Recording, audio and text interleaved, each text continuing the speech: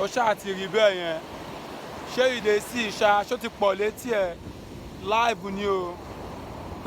Who dey check am? You check am, you collect. Ṣé kò pọ̀ létí ẹ̀ ni? Ó ṣáà ti gbọ́ sound díẹ̀. If you know say you get money, say you be Odogu, come build house on top of this water. Come build house now. Ó ṣáà ti, if you get money, try dey go tour small small o. Make you go dey visit nature. This one na nature. Ọlọ́run wo bó ṣe ń bínú bọ̀. See the sound. Ṣé sound there gan pọ̀ sí ẹ létí ni? O bá sound there ni. Ó ṣáà ti rí bẹ́ẹ̀ yẹn. Ṣé pé ó lọ fà Ajé. Life kan no jù báyìí lọ. Make you just dey go outside small small. Make you go dey see wetin dey sup. But make I no go far o. Ó ti yé yín. So I go see the end of this video. The video no go see my end o.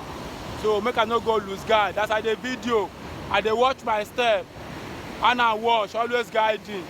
Shey you dey see sha, make you dey enjoy yourself. Sometimes enjoy your life. Na im be this. Ọlọ́run, nature is good. Nature is good. God is wonderful. Ajé, e no easy.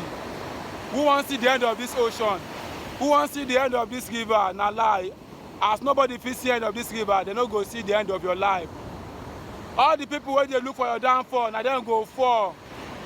So far say anybody no fit build house on top of this water. Any person wey dey look for your downfall, Anakwa, they go die. Ajé, this one na life. Shey you dey see. Who wan follow water fight? Water na 1 million battalion o. You check am, you collect o. Ajé, na life. Make I just dey enjoy myself. This one na life of a filmmaker o. Ọlọ́run kò lọ fà, ó ṣe kò ní bàjẹ́.